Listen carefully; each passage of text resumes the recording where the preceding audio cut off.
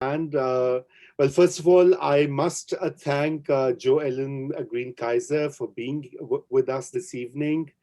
You know, I have circulated her brief bio with you, but you know, she has much more, many more accomplishments under her belt, and one of the most respected figures in independent media, as well as uh, editing and writing. Her work speaks. I mean, I did not know her personally, but I'd read her articles, and then I was introduced by Jeff Cohen, my predecessor, and we talked a bit about Media Consortium with that Joe Ellen Green Kaiser, uh, ran for many years.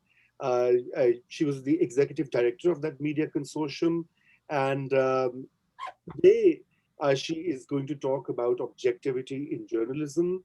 That was the topic that we decided, and it into our class topic as well. But please feel free to ask her other questions as well. I have a few questions as well, which, looking at the time, I'll throw them at you, Joe, for your responses. But anyway, over to you. Thanks. It's really a pleasure. I started out my career actually teaching, and it's really always great to be in a room full of students who are really excited about learning. So I'm really excited. So, and I'm happy to, as I said, take a look at chat, and I do a lot with Zoom, so you know, like everyone else.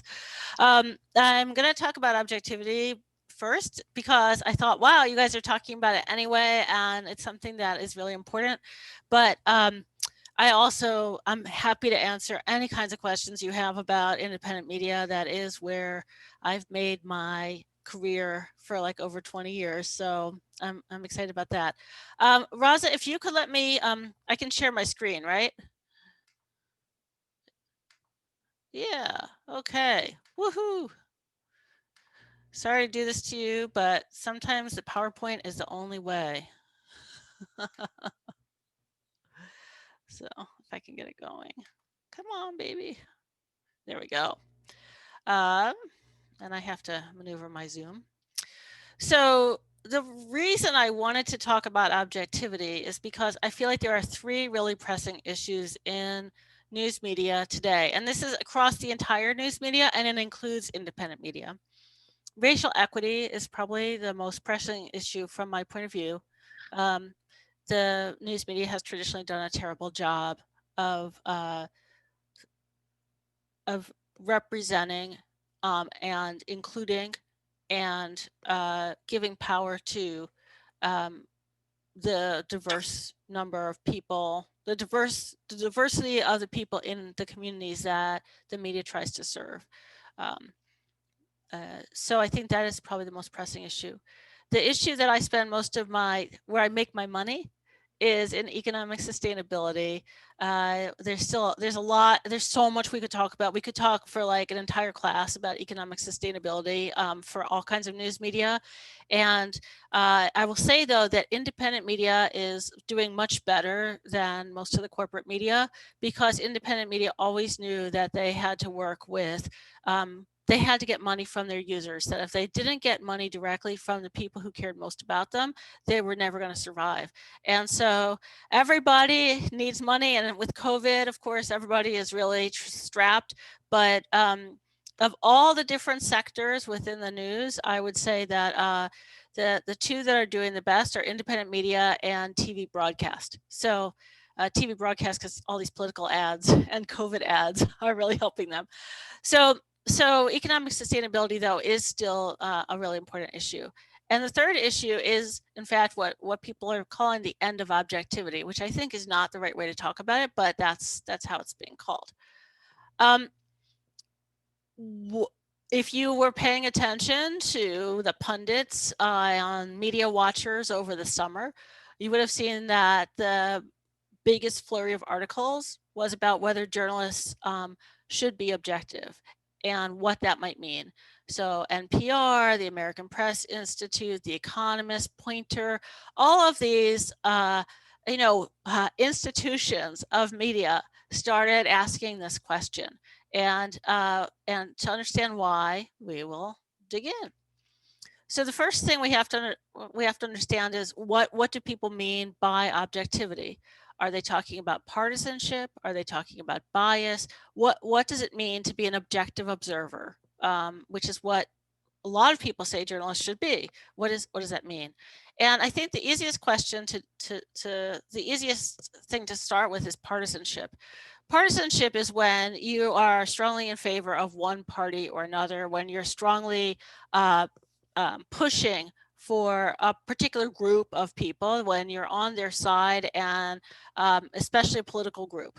And so on the right, it's really easy to see the outlets that are partisan.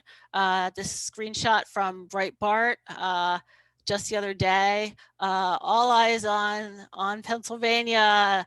President confident he'll make history. We got to picture the president like fighting the battle. And Breitbart is unabashedly on the side of President Trump. There's just no doubt about it. They're always going to be Trump people. And you know that when you get to Breitbart, that's what you're going to find.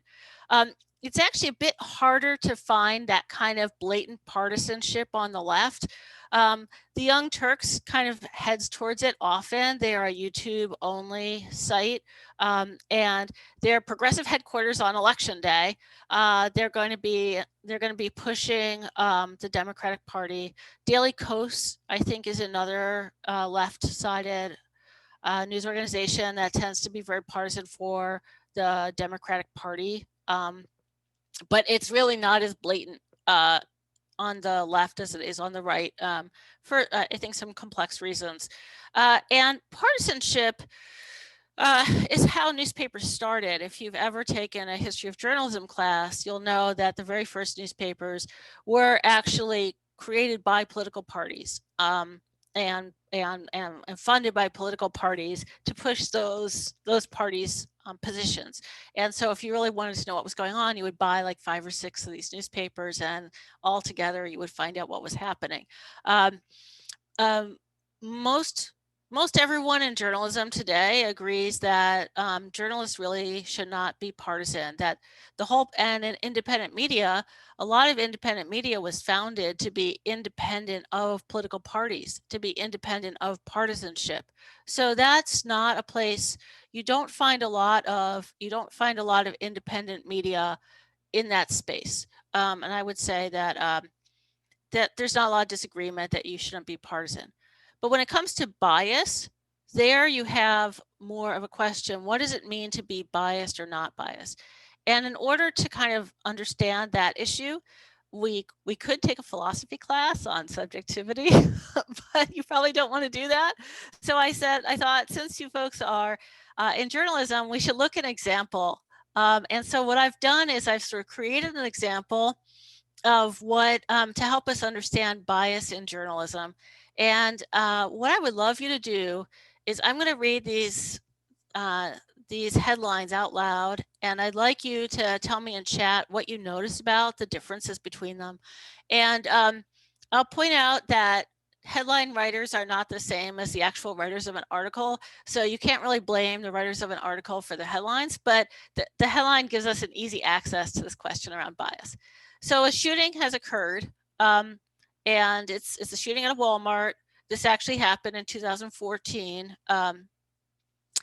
in Ohio. And so the first headline is, Ohio man was carrying variable pump air rifle when cops killed him, Attorney General. Now that appeared in the New York Daily News, August 7th at 3:03 p.m. Next headline, Walmart gunman, in quotes, Walmart gunman was carrying toy rifle. CBS News, August 7th, 11:55 a.m. And then a month later, family of man fatally shot at Walmart, disgusted. Cincinnati.com, September 25th, 2014. So why don't you go into chat and tell me what you see as the similarities and differences in these stories. I mean, there's some obvious ones. I'm not asking you to like go deep, have like deep thoughts. mean? I'm interested in things like what's the difference between an Ohio man and a Walmart gunman? Just tell me what you notice. There's no wrong answer.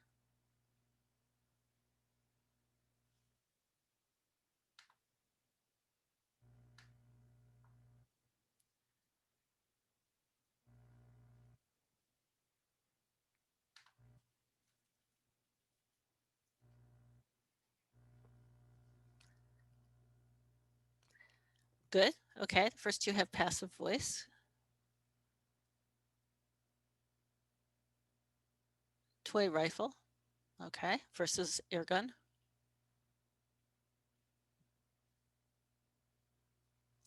Yep.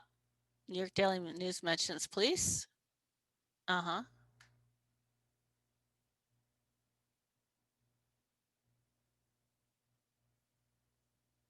Right. I like that. The last takes the contentions of the victim's family. Uh-huh. Gunman sounds more dangerous. Okay. Good. Different levels of interest. The issue is personal in the third one. His location, how it was perceived. Great. Great. All these are really good. Yeah. So I want you to also, some of you have already noticed that the sources in the third example are different, which is the reason I used it, even though it was all the way from September. Who do you go to for your story? Are you going to talk to the family of the man, or are you going to talk to the police? You're going to talk to the attorney general. Who is your source for the story? Where do you start the story from? Where is this a man? There's a man carrying a thing that looks like a gun in a Walmart. He's shot and killed. Okay. These are facts. This happened, right? He died. When you go to figure out that story, when you want to start telling that story, as a journalist, you have to start somewhere, right? So the first thing as a journalist is, who's your sources? Where are you going to go? How do you find out what happened, right? You weren't there in the Walmart, so where do you go? Do you talk to the attorney general? Do you go to the press conference where the attorney general is speaking? Do you talk to the other people who are in the Walmart, like witnesses? Do you talk to the family of the man who was shot? Every time you make a decision like that, you're choosing a different point of view on the story, right? And I'm not going to say, it turns out that the guy wasn't carrying a variable pump air rifle. That was just wrong. That was an incorrect fact. As it turns out, he was carrying a toy rifle. And so to that extent, he wasn't actually a gunman because he wasn't actually carrying a rifle. But there's, my point here isn't necessarily to say that one of these is right or one of these is wrong, even though, as it turned out, the air rifle was wrong. The point is that these reporters are starting from really different places in terms of telling the story, and we can see that really clearly in the next slide. Okay, so my next slide is 2 years later. There's a trial, and the Associated Press says Ohio police officer who shot and killed Black 22-year-old says he faced an imminent threat. So the officer who actually shot this person is defending himself and saying, I shot him, I saw this guy with a gun, he was an imminent threat.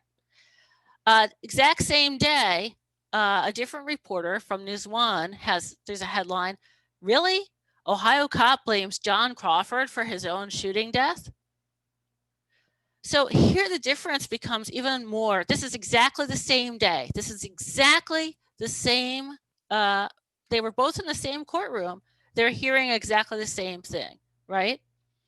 One of them is taking the point of view of the Ohio police officer, saying, let's listen to the police officer. Let's hear what the police officer said. He said he faced an imminent threat. That's an important piece of information. That's from the officer's point of view.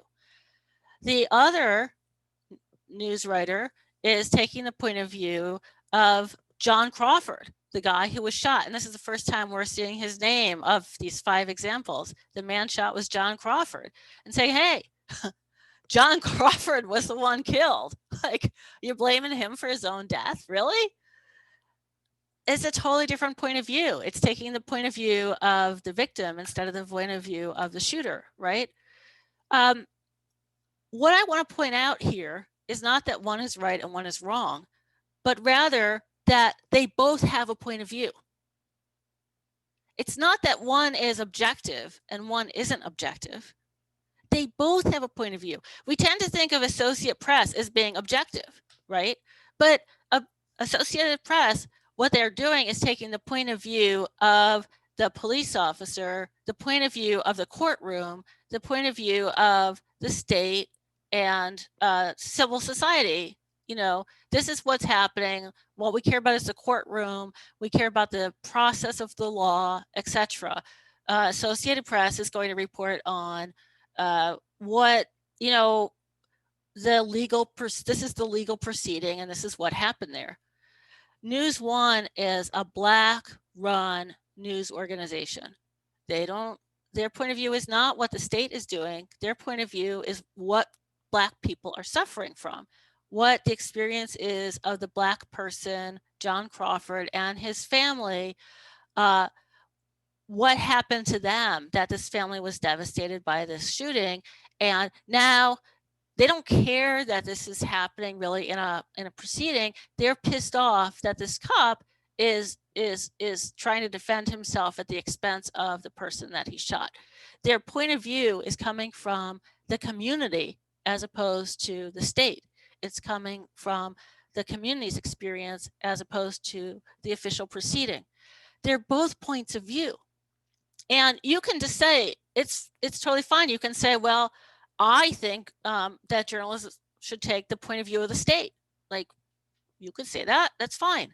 Or I think journalists should take the point of view of the community. Or you can say, I think sometimes journalists should take the point of view of the state and sometimes they should take the point of view of the community, right? But, you know, how you frame, every story is framed, and how you frame the story is going to be based in your point of view. And so the point I'm trying to say about bias, and the reason that questions around objectivity are so fierce right now, is that we're finally starting to realize something that independent media always knew, which is that every story has a bias. And if you want to say it in a nicer way, it's really about point of view. It's not, bias already has a connotation of being something bad. This isn't something bad. It's just a fact. Every person, every news outlet has a point of view. We have a view from somewhere. And that's why I suggested that you might want to look at Lewis's book or his podcast. Lewis Wallace is someone I know, actually, so full disclosure.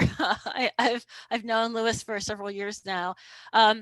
Lewis was working, he worked at the radio station, he worked in a radio station in Ohio, and he starts his book, Views from Somewhere, talking about that episode that he reported on from the point of view of the police officers, and then later was like scratching his head like, wow, why did I do that? Why did I make that choice? He did really, really well as a journalist and ended up working for NPR for Marketplace. And while he was working for Marketplace, he got really upset about the way that transgender people were being depicted in the news. Lewis himself is transgender, and he wrote a piece about the end of objectivity saying, hey, I'm transgender. I really care about transgender issues, and that's never going to go away. I do have a point of view. I think being transgender is totally fine. Like, I am transgender, like, and that definitely influences my reporting. And as soon as he wrote that piece, he got fired from NPR. And that started him on a path of trying to think about, what does it really mean to be a journalist? What does it really mean to be objective? What does it mean to have a point of view? And that's his book, View from Somewhere. As I said, though, independent media has always started out with a point of view.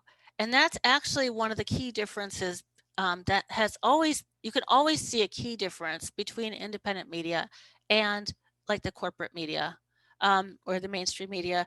Independent media has never pretended that there isn't, that point of view doesn't matter. And I've put together like a chronology of some of the key moments in independent media, the Nation, the Progressive, Dissent, and I've included conservative independent media like the National Review and the Daily Signal. All of these folks were independent. They're independent. They started out as independent because they didn't want to be connected to a particular political party. They didn't want to be connected to the state. They didn't want to be connected to like what they thought of as corporate capitalism in some cases, especially for the left-leaning ones. They have a mission that gives them a point of view, a mission to reveal systemic injustice, a mission to dissent against authority. Independent media is really mission driven, whether they're a nonprofit or for profit doesn't matter. They're really mission driven, and that mission is their point of view. Every time they do a story, they're going to do a story with that lens, the lens of democratic socialism or the lens of modern conservatism. They're going to have that lens, and that's how they're going to pursue their story. And so I think it's really important. So what we're seeing now, and this is a really interesting moment. And so the fact that you're doing this class now is really interesting because just as in on the business side, we're seeing a movement by corporate media to come closer and closer and closer to the business model of independent media, which was always based on really engaging deeply with your users. So too, on the journalism side, we're starting to see corporate media realize, hey, like we can't really be objective. We're going to have a point of view. We are actually closer to these independent media than we ever thought. So actually, independence started as this alternative voice to corporate media. And now corporate media itself is starting to move closer and closer to what independents have always said. We're starting to see the big institutions of mainstream media are starting to move closer to the kind of journalism that has always been done by independents. So it's a very, very interesting moment when independents are actually sort of leading the way. And it's not just independents, because there's another kind of media that has embraced point of view journalism from the very beginning. Another kind of media that's been very mission driven, that said we care deeply about certain people and issues, and we are going to put them first in our reporting. We're going to report from their point of view. You probably can guess, some of you, what that media is. Black and brown media, immigrant media, indigenous media, media by communities that were shut out of the mainstream, have always had a strong point of view. Black newspapers always took the point of view of the Black community. So the New York Amsterdam News is an example. Native public media, which runs radio stations rather than newspapers, always takes the point of view of indigenous tribes and their struggles to gain legal standing and representation. Latino media, media in Spanish, media in immigrant media, whether it's Iranian, Taiwanese, always are taking the point of view of the populations that they serve. If you have media from, a Korean media, they care about the Korean experience in America. So that is, yeah. So that is, so I think that's a really important to remember. And when we, the conversation about objectivity and media is totally connected to this conversation around race. Wes Lowery, I think, said it best in a recent New York Times opinion piece. The views and inclination of whiteness are accepted as the objective neutral. Those selective truths have been calibrated to avoid offending the sensibilities of white readers. When we look at what's considered objective, it tends to be what's white, it tends to be the state, it tends to be institutions like the police. It tends not to be the voices of people in Black communities or the experience of homeless. Those are those in are too often portrayed as alternative or good for feature pieces, but not like for the news hole. And I think that I guess where I'm going to end is when I said that the main issue in journalism today is really racial equity. That's what we're seeing. This conversation about objectivity is actually a conversation about racial equity. That when we try to understand why people cling so closely to objectivity, we often find that what people are clinging really closely to is whiteness. Not white people per se, but the whiteness, the ability to have a sense of to be superior, to be supreme in the organization. That kind of institutional racism is really connected to this concept of objectivity. And like I said, it's not wrong at all. And it's not, there's nothing wrong with saying my point of view is the police. I mean, that's fine. There's nothing wrong. What we're looking for now in the answer to objectivity, when somebody says, well, if you're not objective, what are you? The answer is transparent. I'm going to tell you what my point of view is. I'm a journalist. I care about facts. And so you need to know a fact about me. You need to know where I start, what my point of view is. Accuracy. I start with this point of view, but that means that I'm going to follow the trail of facts wherever they lead. I still care about facticity. I still care about what the facts are. And when I do a story, I say a lot of times the way I explain this to folks, and I explain like, why do independent media journalists consider themselves journalists? And why aren't they advocates? Like, what's the difference between someone who says they're a journalist and someone who says they're an advocate? And it's about the path they take. So both might start out by saying, let's just take detaining children is against my values. Like I'm against detaining children. But then what they're going to do is they're going to go to detainee camps, and an activist is going to spend all their time saying, get the kids out of the camps, get the kids out of the camps. The journalist is going to say, who put the kids in the camps? Why are they in the camps? What happens when they come out? What do people think is actually the best thing for these kids? Is it releasing them to foster parents? Is it sending them back to their home countries? Like, why do some parents say that they would prefer to leave the kids in detention rather than take them with them? And what's driving that choice? And is it is it always do parents feel like what would be another choice for them? Like you start asking all these questions, right? Whereas somebody who's an activist is just going to be like, I know what the answer is. I know what the answer is. We have to do X.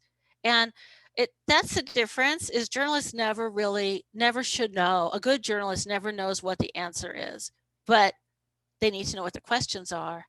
Questions have a point of view. The answers are wherever the facts take you. So that's a long kind of discussion about objectivity in the context and through the lens, through my lens, which is the lens of independent media and the value of having a point of view, which is what independent media always does. So I think that, like I said, independent media ends up squarely placed in the center of this conversation. And the more you understand about independent media, the more you'll understand about this like larger conversation that's happening in journalism around objectivity. So I'm going to stop there. I've raised a lot of different questions, and also I'm totally willing, after we can talk about this for a while, and then I'm willing to answer all kinds of other questions that you might have about independent media. I'm fairly conversant in the independent media world, but I'm going to just stop there for right now. Thank you so much, Joelle, and that was truly insightful, and the examples, and of course, I think the number one issue that you raised and in your findings, in your analysis, also speaks to the moment that the US is passing through, and many other countries of the world as well, where these inequities are coming more and more to light, and more debate and public discourse is being shaped around them. Even some of it has even spilled over from the independent or the alternative to the mainstream as well. I mean, as we are seeing. But I think I have many questions, but I would, give the students the chance first. So, Antonio, I see your hand. Perfect. You bring up a lot of great points. And I think this election, like the results have been really eye-opening to see that almost 50% of people voted for Trump. And we were like just talking about this in our class before you joined us. So I think it answers the question like, yeah, we have these perspectives and these stories, but there's half the country that doesn't want to agree with them. And I'm not saying I'm not placing them all in the box saying they don't all agree with what we're trying to say about these certain topics that we're discussing in independent media, but how can we as independent journalists tell our stories with these perspectives without turning them off? Because if they open a story, let's say about Trump, and it's like talking negatively about him, or it's talking negatively against something that they don't believe in, they're automatically going to say, oh, this is crap. I don't want to read this. Oh, this is fake news. This is blah, blah, blah. Come up with all the excuses. Because we really are so divided, and there are people who just don't want to read what they don't believe in. And that's what, like, I think true liberalism is about, is listening and accepting all points of view. And that's what conservatism is about, is not listening to new ideas. And I think that's my question. How can we get people to believe in new ideas? There was a big movement right before Trump was elected to by mainstream newspapers, by like the New York Times and the Washington Post and those folks, to say, we haven't done enough to listen to rural voters. We haven't done enough to listen to disgruntled white voters in the heartland. And we're perceived as being too liberal. And we need to change. And they made this huge effort to be more objective. Like there was that movement about 5 or 6 years ago, big movement, maybe it was even 10 years ago, by these mainstream news organizations. NPR went really big this way to try to be more objective. And that's one of the reasons they fired Lewis, is they were really trying to prove that they could do it. And you know what? It didn't work. They didn't get any more viewers or subscribers or listeners than they did before. And one of the things that, in my opinion, one of the things that Americans really want right now and care about a lot is authenticity and being true to yourself and not being fake, right? That's one of the things that the Trump people are always saying is, we don't want fake news. We don't want it to be fake. We want it to be real and authentic.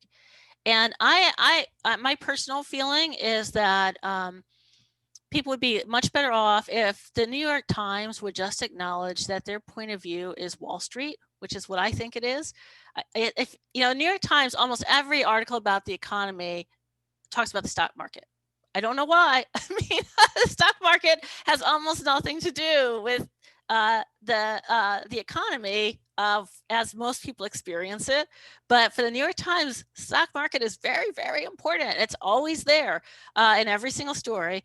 And their point of view is often that Wall Street point of view. Well, maybe people in the heartland just don't want that point of view. Maybe that's why they're not looking at the New York Times. Maybe it has nothing to do with some of their political coverage. Maybe it's that they don't like this position. If New York Times is more upfront, like we're telling you, like, if you care about the stock market, this is what you need to know. Maybe that would be more compelling for people. I feel like transparency would go a long way. I think nobody's under any illusion. Like, with your family and friends, you're not under illusions about them. Like, you might have a friend that has a different political point of view from you. You could still be friends with them. You can still hang out with them to a certain extent. I mean, it's a little bit harder now that the country's so divided, but certainly 5 years ago you could. And it's just, and then maybe you just don't talk about politics with them. You talk about some other things. I just feel like what people really get pissed off about is when they feel like they're being lied to, or they're being told we don't have a point of view when we actually do.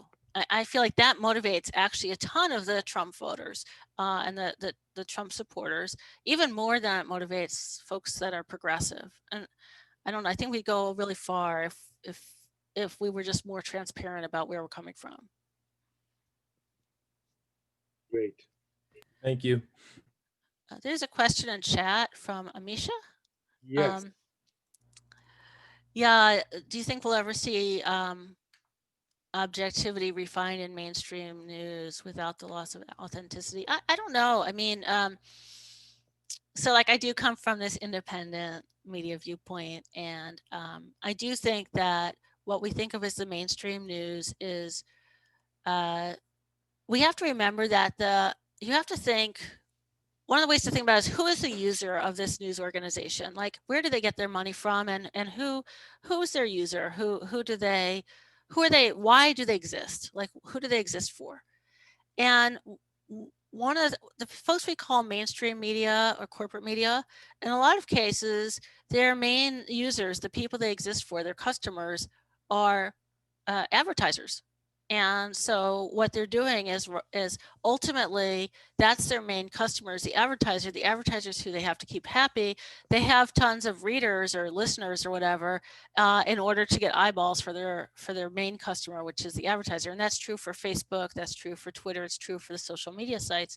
So, you know, the advertisers like objectivity because for the advertiser, the brands don't want to be seen as supporting one position or another. The brands want to be neutral on things. They want you to eat cornflakes whether you're a Trump supporter or a AOC supporter. Like, either way, Kellogg's cornflakes are for you. So you know, I think that as long as and NPR has a different problem because it's government funded, so it has to keep Congress happy. So it has the same problem. So as long as you know, you have to look at where the money is, right? That's one of the messages of independent journalism. Like, always look at where the money is. As long as the money is coming from folks who have a goal of retaining this sort of false sense of objectivity, you're going to see it continue. This is a really good question from, is it Matilda? Yeah, Matilda. Matilda, yes. Matilda, sorry, about journalism and activism. In my personal opinion and what I've seen is I believe that journalists can be activists. I think that what we're talking about when we're talking about point of view is not cutting off one part of yourself from another part of yourself, that you bring your lived experience to your journalism. However, I have to say that this is one area where I disagree with my friend Lewis Wallace, and a lot of my friends and partners in movement journalism really believe that journalists should work for they should work for movements. They should work on behalf of movements. Like, for example, let's take the movement of Black Lives Matter. Should you help Black Lives Matter get their message out? And in his book, Lewis says, yes, you should. You should help Black Lives Matter get their message out. If your values are around Black Lives Matter, then it's your job as a journalist to help get their message out. I disagree with that. I think that that's PR.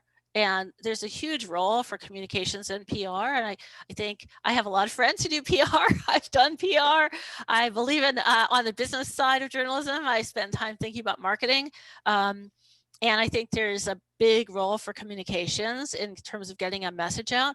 But I don't think that's the role for journalists, because I think that journalists' primary role is to always question why? Why should I do this? What do I agree? So I might share the values of Black Lives Matter and to a large extent, but you know, I personally do. But that doesn't mean that I'm going to just push out every single thing they say as a journalist. It means I'm going to say, I really care about, you know, the violence that is being the violent attacks on the Black community. I really care about the experience of the Black community. Because I care, if I was doing journalism, I might choose to investigate those things. I might say that that's my highest priority. I might use sources that are in the Black community, but I'm not just going to accept whatever the local Black Lives Matter chapter tells me any more than I would accept what like some corporate hack told me about his company. I have to investigate for myself. You know, so I think that that's the line, and I think that it's an evolving line. And part of it is, as you become a journalist, as you start doing journalism, you experience that line, and you know, you make decisions as you're going. And I think it becomes a very personal thing, as some journalists are going to be more comfortable in one place and some in another.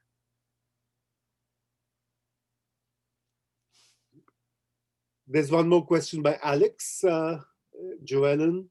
Alex, yes. So in the chat. Yeah. So yes, and that's, I mean, activist journalism, advocacy journalism, it's all the same thing. There's not, it's people use different words for these same things. Like I said, I think that if you're transparent about your point of view, some people will say that you're an advocate. And I think that that's fine, as long as you're still doing journalism. For example, I know a lot of journalists who work in the reproductive and reproductive health, and all of them believe that women should have the right to have abortion. You know, they all come from that point of view, and to that extent, they're advocates because they just believe that's like a fundamental value that they hold, and that's where they come from. And one of the things that they're going to be looking at are going to be like, is this law preventing women from having an abortion or not? Like, that's the question they're going to be asking. But that doesn't mean that they're going to be super supportive of every single abortion provider on the planet. And one of the things that I think a good example of that is a news organization called Rewire, which I think is a terrible name, by the way. They used to have an even more terrible name, which was like Reproductive Health Check. They never came up with a good name. Like, anyway, they only report on reproductive health. It's Rewired. I think it's .com. I don't know, but rewire.org. They report on reproductive health. They identify as feminist. They're pro-abortion. They're actively supporting all access to all kinds of reproductive health technologies. They broke the story. They broke the story on a doctor performing abortions who was doing so illegally and hurting women. They broke that story, even though they knew that when they broke that story, all the pro-life people were going to come out and say that all abortion doctors in the United States are hurting women. Even though they knew that by breaking that story, they were hurting their cause of abortion, they still broke the story because they're journalists first. And see, an advocate wouldn't do that. An advocate would find out that, like, a doctor who was performing abortions was hurting women, and would just try to, like, they wouldn't make it public. I mean, they might try to do something about the doctor. I mean, they might, you know, try to find ways to get that doctor fired or something, but they would never go public with it. But this group, because they were journalists, they went public with it, and they got a lot of blowback from that, but they also got a lot of awards for doing it. And that was just, they were like, we want reproductive health for women, but we want health for women. We don't want women hurt. So that's our value, and we're not going to advocate one way or another. We're not going to be partisan. We're not going to support one group or another. We want to make sure that it's always health first. That's what we care about. Does that make sense? Yeah. Here's a different question from James. What will be the role of independent media following the hypothetical election of Joe Biden in terms of scrutiny, accountability, etc.? How will progressive outlets, and then there's a separate question about progressive outlets.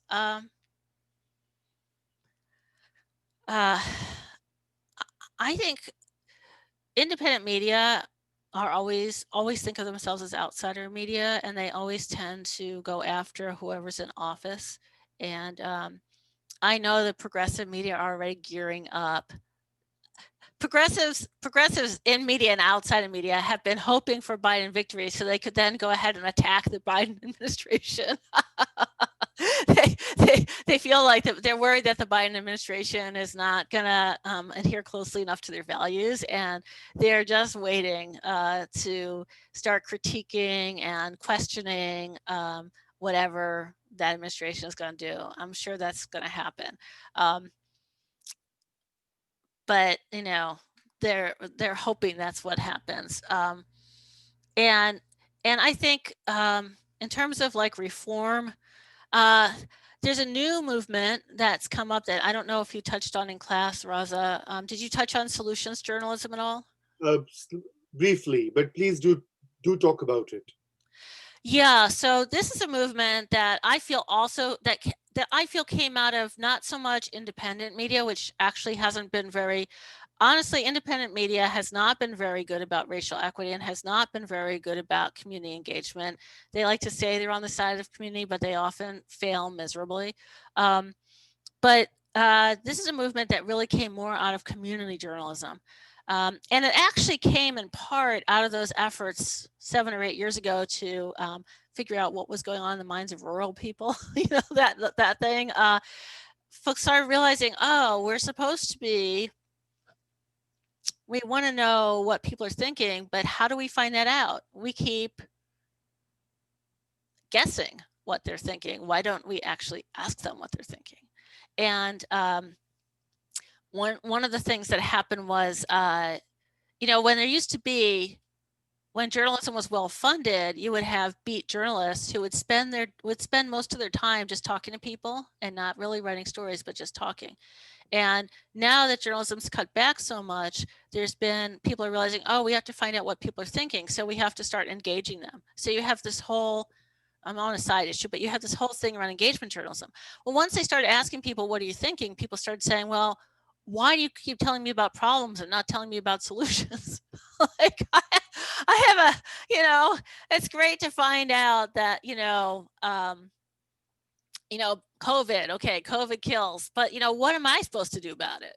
Like, if you just tell me all the problems, you're like depressing the hell out of me and you're making me nervous and anxious. Like, what can I do? Oh, I can wear a mask. Okay, that's a great solution. And what else can I do? Oh, I can help my neighbors by delivering food to like seniors who are shut in. That's great. Oh, I didn't know that the food bank actually needed help delivering food to people. That's something I could really do. Thank you. That's solutions journalism, is saying that we can't simply ask why. We can't simply find out what the problems are. We also have to ask what the solutions are. And people say, well, isn't that advocacy journalism? Well, you're advocating for a range of solutions based on the problems that you've seen. You're not saying that one solution is necessarily better than another. You're saying, here, there's a whole range of solutions you can have. And, it's really more about, it's not really about advocating for one solution or another. It's about listening to your community and engaging with your community. It's about saying, just in the same way that we sort of dig up what the problems are, let's also find out who is actually coming up with some answers. And that is a form of investigative journalism as much as coming up as like figuring out the questions. And the solutions journalism people they've worked really, really, really hard to align themselves with investigative journalism as opposed to, say, some kind of advocacy journalism. And so that's what that's about. And I think that's the direction that almost everybody is going in, because guess what? They find out that when they start offering solutions, they get more users, people are happier, and they spend more time on the news site. So that's the answer to that question. Gaining a lot of ground, in Europe especially, in the UK and other European countries, more and more outlets, more and more individual investigative journalists are practicing solutions or solutions-oriented reporting. So, yeah. I will say it began, the first folks to do this, so you can see how things evolve. Yes Magazine, based up in Seattle, the Seattle area, was founded with a mission of positive futures. It was founded with a mission of supporting solutions. And for years, they were criticized as being like not doing real journalism because they weren't criticizing things all the time. That somehow we had this idea that to do journalism, you had to be negative. And they always said, no, you can be positive.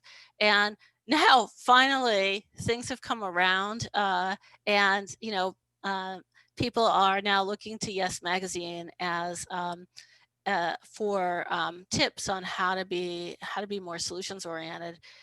You'll see this a lot. You'll see the independent media. Often independent media outlets forge the path that other corporate media follow later on. That's a great example. Thank you, Joellen.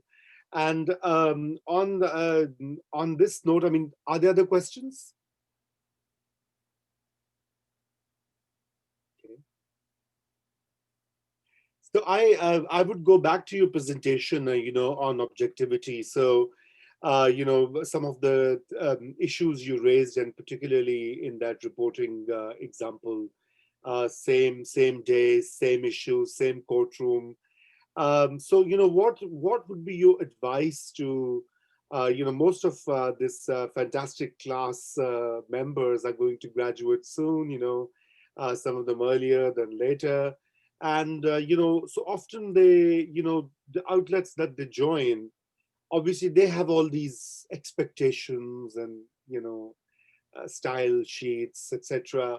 So how do they navigate that particular? I mean, I sometimes do feel a little kind of concerned, because I mean, every week I'm talking to them about breaking the barriers, breaking the mold, thinking outside the box, challenging this, challenging that, and then I've realized that once they end up at a workplace where they have to adhere to certain kind of a reporting style or structure or headline. So, what would be your advice to these budding journalists? Well, first, it's never bad to be a place and spend a year or two, learning what some mainstream or corporate media, how they operate. You get a lot of insight, and it's good for your resume. But ultimately, you have to figure out. I think that really you have to figure out what you want to do as a journalist. I mean, even though this is kind of weird, I know that it's like almost impossible to get a job. And so you might be like looking at me and saying, Joellen or Miss Kaiser, whatever you want to call me, you might say, you're nuts. I just need to find a job, right? But one of the things you need to know is that the situation now is so fluid in journalism. There's the money in journalism it's bizarre. There's no money and there's a lot of money. It just keeps sloshing around in strange ways. And what's really important for you is to figure out, just like you made the decision to go into journalism, right? Something inspired you. Now that you're in journalism, you have to find another path. You have to figure out what you really care about. Do you really care about a particular local community? Do you really care about a particular demographic? Do you care about a particular aspect of our culture and environment? You know, uh, do you care about the economy? Do you care about the police beat? Like, what's the thing? What's the thing? Do you have a certain kind of question that you want to have answered? What do you like to do more? Do you like to ask questions? Do you want to do features? Do you want to do profiles? Like, you have to figure out what nourishes you as a person. And when you do that, then you have to find a way to make that happen. Right now, at this very moment, I'm helping coach a boot camp for 24 aspiring publishers. Some of the people in this boot camp, it's through Lion Publishers, which is an association, and the money is coming from Google. Google right now is spending over $400 million on journalism. And one of the things that they're doing is spending money to help aspiring journalists through things like this boot camp. Some of the people in the boot camp never went to journalism school at all and are just motivated to tell stories from their community. Some of the people are like established longtime journalists who are at the end of their careers and are just fed up that they never saw certain kinds of stories and they want to do them. Some of them are just people who were journalists at newspapers and now they're afraid that they're going to lose their job at their newspaper and they're just going to start up an alternative. They are following their vision, and you know what? They're getting money, and like in this boot camp, we're watching this boot camp is like an 8-week thing where they're starting with an idea and they're going from idea to actually getting their first subscribers. And it's happening for them because they have such a strong, they know what they want to do. When you're able to say, look, the place where I grew up doesn't have any news anymore. I want to go back and make sure that they have news. Or, nobody is covering, one woman is covering stories for Black women ages 35 to 55, the kind of women who went to historically Black colleges and universities, who are counted on to be the voters and everything, but whose stories are never told. And like, she's like, there's no news. They don't know where they can get their news. They need a source for news that resonates with them. It's like if you're part of a community, one guy is doing news for queer business owners because that like that intersection hasn't existed, what is the community of practice that appeals to you? What's the kind of story that you want to tell? And then one woman is doing something on Black women athletes. She loves sports and she's finally got fed up that she's a sports journalist, and sports pages never feature women, and they certainly don't feature enough Black women. So if you go with your passion, I actually think you will be more successful in this crazy journalism world than trying to fit into some mainstream outlet that's dying anyway. Because honestly, all those old dinosaurs that said that they were being objective and that had like endless bureaucracy and like, they're all going under. They were all based on advertising and they are going down. Gannett is like about to fall apart. And we're looking at, this is a really exciting moment because we're looking at totally new ways of doing journalism, totally new businesses around journalism. Money is pouring in from the platforms. If the anti-monopoly stuff keeps going on in Congress, there's going to be even more money coming in for journalism. There's a really great thing happening in New Jersey where they actually got the state of New Jersey to set aside money to do community journalism. I think the money is going to be there in the future, but it's going to be there for people who know what they want to do. So I would encourage you to be independent and follow your passion. And that's the way to actually make a living in this kind of profession. Great. That was such a elaborate response. Thank you, Joellen. Other questions or comments? Feel free to raise other things. Yeah, Antonio, go on. Are you talking about the Google News Initiative? Yeah, GNI. Yeah. Publishing. Yeah. Yeah. Are you a part of it, or do you like what?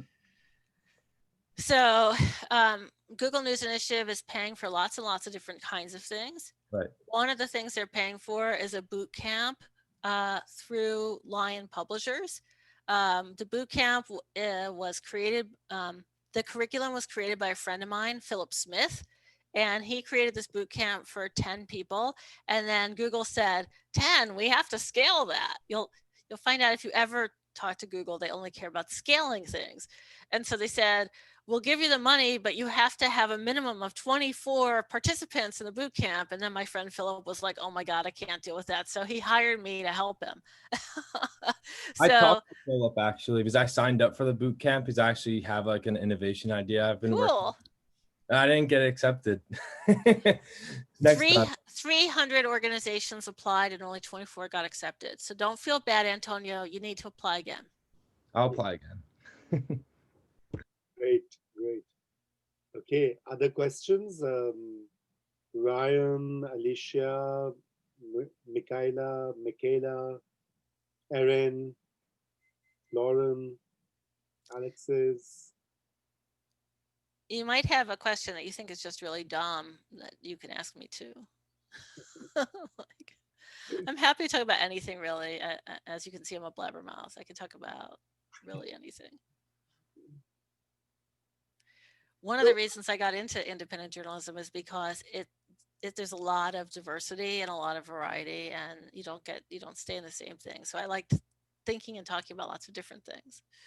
So I do remember reading once, Joellen, you wrote this article, why science says that reading smaller outlets is good for you. Oh, yes.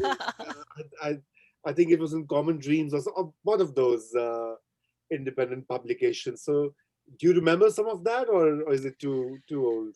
No, when I was at the Media Consortium, we did this uh, really complex, sophisticated study with some Harvard professors on metrics and measuring impact of things. And the question we set was, if lots of news organizations work together to push out a story on social media, will it make more impact than just one news organization pushing out a story, even like a bigger news organization? And it turned out it did. And what that piece really, what the experiment really showed, and really it was just one experiment. We tried to get money to follow it up. We couldn't get money, but what the experiment really showed was the value of collaboration. And that's something that I've also worked on a lot. um, Independent news outlets were some of the first outlets to understand that in the digital environment, collaborating was going to be really, really important. That uh, that journalism was no longer a competitive game. It wasn't who broke the story first, because frankly, Twitter broke the story first. The person who was at the scene tweeted something or Instagrammed it, and they broke the story. It wasn't a journalist. So we're done with breaking the story first. So what's the value of journalism if there's no point in being competitive? Like, that's the only reason people were competing. So if you're not breaking the story first, what are you doing? You're actually filling in, you're telling people the details, you're helping people understand the story better, and you're making sure that it's fact checked, right? Like, that the person who YouTubed it, like, did they use a filter? Instagrammed it, did they use a filter? Was it actually, did they like add something? Did they Photoshop it? So so what we realized was that when you have small independent outlets, they can collaborate with each other, and they can tell a even stronger, better story than a big mainstream outlet that's like running out of journalists because they can't pay their reporters. So, for example, one of the things that was part of this experiment was we did this really great collaboration on the island of Kauai, where there was uh, there was some reporting that this pesticide that was being used on in the agriculture was hurting kids, and there was an effort to prevent the pesticide from being used. And what we did is we put together an outlet that focused on dark money in politics, an outlet that focused on the environment, an outlet that was based in Kauai that actually could talk to the people whose families had kids that were impacted, um, and a couple of other radio shows. So that the other ones were digital text based, and so a radio outlet so that we could go on multiple platforms. And they all worked together to produce a set of amazing stories. And the stories were so powerful that it actually helped change the mayor of the main city in Kauai and helped push legislation to get rid of that pesticide. And it also was used later on. Our reporting couldn't really it wasn't designed to change the US government view of that pesticide, but it was later picked up by more larger corporate outlets and used to help push a story about the dangers of this particular drug, this particular chemical. It really helped make lives better for people. And it was through this collaboration because nobody was able to have the capacity to do all those things at once. So that's the kind of thing that independent media pioneered. And now there's a whole center for collaborative journalism out of um, uh, it's in New Jersey. It's called the Center for. It's not collaborative. I think it's. Oh gosh, I have to look it up. Um, Raza, do you know the one I'm talking about? I do. I think it is something collaborative. If you- Something like that. It's and that's all they do now is they host events and so forth.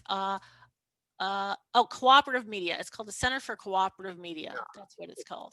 sorry, I was just Googling. I was like, I couldn't help it. I was like too frustrated. Um, and Center for Cooperative Media is just about hosting collaborations. They have an annual conference that I really recommend. It's online, obviously everything's online because of COVID, but it's a really great conference. I do recommend you guys go to conferences, especially now that they're cheap because they're online. Race Forward just had a great conference on racial equity. There's the Center for Cooperative Media has a great conference. There's a lot of really great conferences that you can pop in on.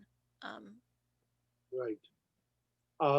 Okay, that's so this takes me to another point. So, in this class, from next week onwards, hopefully, the students will begin sort of, building up a hypothetical independent media of their own, outlet of their own, and yes, and so that's more like preparing a business plan, the idea, what it would cover, what's the sort of niche that they are trying to focus upon. And so one particular, I think, area where you can sort of guide us a little bit are looking at the sources of money, of course, from other than subscriptions, but like foundations and other pools of financial support. Yeah, that's a longer conversation. You might have to have me back for that, Raza. But essentially, you have to get money from the people who are going to be reading or listening or watching whatever media you're going to use. That is the most stable source of revenue you will ever get. That's independent media learned that long ago, and that's one of the reasons independent media have stayed in business so long. That said, that $10 a month or whatever that people give you is only going to make up maybe 30 or 40% of your income eventually. In the beginning, it might be 100% of your income, but long term, it's very unlikely. There's very few outlets that get 100% of their money that way. Some of the people who are giving you those $10 a month or whatever actually have the capacity to give you a lot more money. And one of the things that you look for is anybody who's giving you more than like $200 a year has a potential to give you maybe $1,000 or $5,000 or sometimes $100,000. You just don't know. You can be surprised. And they don't necessarily look like they're rich, like people can have money.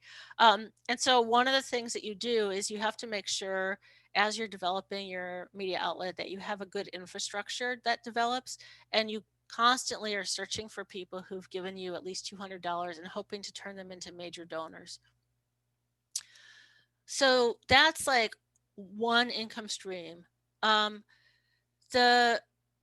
You are probably going to need to have money coming in and at least two other revenue streams.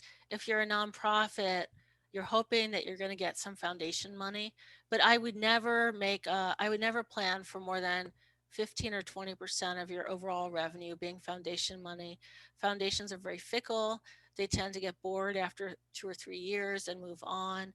You're constantly on a little gerbil wheel. If you're trying to get money from foundations, you have to get new money. You want to be able to be in a situation where even if all of your foundation money went away, you could still be in business. There are lots of other ways to make money. You can make money from advertising, even if you're a nonprofit. And even though people say that there's no money in advertising, there is. Businesses are really looking for ways to reach very specific groups. And if you can prove that you're reaching a very specific demographic, businesses will be interested, not like American Airlines, but like the business that cares about your demographic, especially if you're locally based. You can certainly get income from advertising, newsletter sponsorships, all kinds of sponsorships. You can make money from events. You can make money from even events online now. Even with COVID, you can make money from events. And then people make money. A lot of people make money from having related businesses, like creating an ad agency, creating a consulting business. Like the asset you bring is that you know this group of people and you can write or you can produce, right? And that's huge. Like it's not easy to find people who can write or produce content and know a given community. And you can bring that to businesses and use it to make money. And then that money, you make a profit from that, and that can go to support your business. So these days, the nonprofit and for-profit models are kind of converging.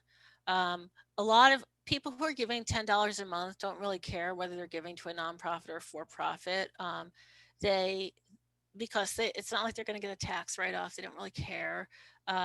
They may care about how you think about them, but and if you get money from foundations or major donors, even if you're a for-profit, you can do it through a fiscal sponsor. It's just, you just have to think about I tell people that what I suggest if you're starting up is you get a fiscal sponsor and put off the question for a while until you see how people think about you. Do folks think that you're running a nonprofit, or do they think you're running a for-profit? And that often tells you what kind of business you should be running. So that's a very, very short thumbnail. No, no, that's excellent. That's a great summary, and I might, bother you once again. But anyway, I want the students to take some notes on this one. So subscriptions, looking scouting from foundations if you're a nonprofit. The third is events, also online events. So there are multiple in the course, and we have some readings in the syllabus as well on that. But I think this is the overall and striking the right balance. So there are a couple of more questions. I guess we just have last 5 minutes left. So Nisha Young says, do you have any advice for someone interested in combining journalism with another field? Yeah, sorry to interrupt. Oh no, that's great. I'll give you an Yeah. example. So like I know a journalist who is an agriculture writer, and she had a background like, I don't know, she did like a degree in agriculture, and then she works for a magazine that only focuses on agriculture. You have to remember there are thousands and thousands of publications in the United States, and a lot of them are directed around particular types of business or particular types of issues. So it's great to be able to combine something that you care about with journalism. Is there something you were thinking of in particular? Yeah, so I'm a second-year journalism student, and I've been considering like switching majors or adding a major in writing. So something that's not necessarily more structured like journalism, but possibly more personal or creative. So possibly something like that that's a bit more freeform. Yeah, and I will say that that's a little trickier because what's valued in journalism is often getting out stories quickly, and there's a format, there's a formula. The very best journalists are amazing writers, and so when you're talking about like the interplay between creative writing and journalism, it's one of those things where you see it at the very top of the field and you don't see it at the middle and the bottom of the field. So it's aspirational. I always am like, go for it, but also you have to know that it's a very long slog to get up to that place. Like being like a New Yorker writer, being like, you get there, you can get there, and you have to have a lot of willpower because it's a lot harder to do. And the creative writing, I know a lot of creative writers, and it's a hard area to get through, but it's all about your passion and your determination. So as long as you understand, like that's what it's going to be about, it's fine. You can make it happen. Like look at Roxane Gay, who's a very creative writer. I mean, you just keep pushing, and that's what you have to do. It's a lot easier if it's like if you're combining like science and journalism or something like that. Right, and that just leaves us time for Alex's another question. How would you structure a not-for-profit venture? That's a kind of Well, longer question. right. I actually have a presentation I just gave to our boot campers on whether to become a a non-for-profit or a for-profit, and there's a lot of decisions that you make in that journey. The actual structuring of a nonprofit, just so you know, you have to talk to your friends in business school. A nonprofit is a corporation. Corporations are created in states. So you have to choose a state to incorporate in, and you have to follow the rules for nonprofit incorporation in that state. Whether you're a nonprofit corporation or for-profit corporation is governed by the IRS, which is federal. So you have to, once you incorporate, then you have to apply for nonprofit designation through the IRS. They have an application form. I suggest working with a lawyer at the very end of that process, because you have to use extremely bland language when you're actually in that process. So nonprofit business structure is a matter of the state-based corporation and then the federal tax designation. That's the short form of that. Okay, thank you. Joe Ellen, we are exactly out of time now.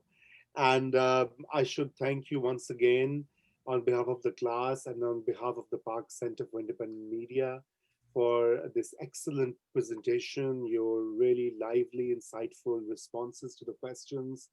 And we hope to have you back whenever we get the opportunity and get some time from you.